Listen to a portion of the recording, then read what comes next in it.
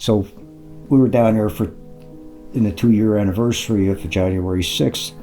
So I met this man in the lobby, and I'm talking to him. He says, "Oh, my family, they're big Dallas Cowboys fans. We're up here for the Dallas-Washington game." He said, "What are you here for?" I says, "January 6th, my son died in a riot." He says, "What happened on January 6th? I'm thinking to myself, I can't believe you live in the United States and you don't know what happened on January 6th. Brian Sicknick, a New Jersey native, only the 5th private citizen to lie in honor at the U.S. Capitol Rotunda. Sicknick had been with Capitol Police since July 2008. He died Thursday after a mob of President Trump supporters attacked the Capitol on Wednesday. Hi, are you Craig? Yes, sir. Thank you for inviting me. I appreciate it. I'm glad you could make it here. When he became a Capitol policeman, I was pretty happy because I figured if you're going to be in law enforcement, that's a pretty safe place to be. Yeah. So unfortunately, didn't work out that well. He was just a good and decent young man. I even growing up, I don't think we ever had to holler at him for anything. Growing up, did you talk politics at this table? Years ago, no.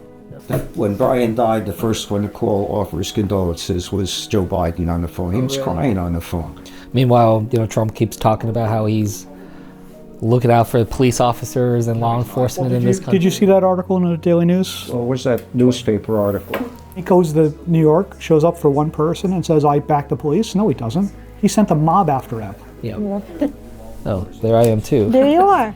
That picture of you cleaning up after January, that's... You just felt like you had to do something. Yeah, I felt I had to do something. My parents, my mom and my dad took me to the Capitol when I was a kid. It was the first time I ever went in that building, and my parents were immigrants. They had a real tough life, but I can remember how much joy they had showing me around DC. They brought me into the White House and to the Capitol when I was a kid. So I grew up just in awe of these buildings. You can't take our democracy for granted. Right? No. So we learned and saw how fragile it is, and we don't know what's going to happen January 6, 2025.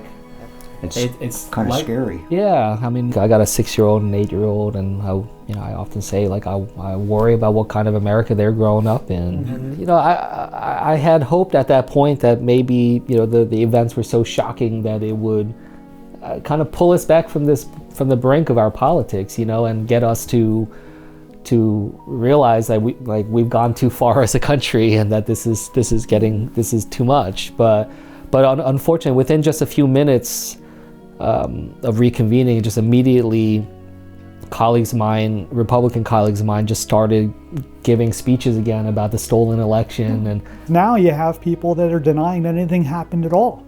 I was registered Republican up until the day they decided they were going to vote against the January 6th committee. The next day I went to my clerk's office and became independent. Yeah.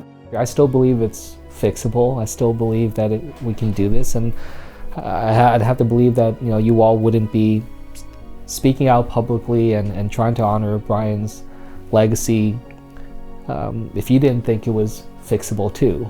I still want to believe that that's It's just there. so nice that people like you are still plugging for the right, to do the right thing. Thank you. No, I mean, but look, thanks for lifting up your voice.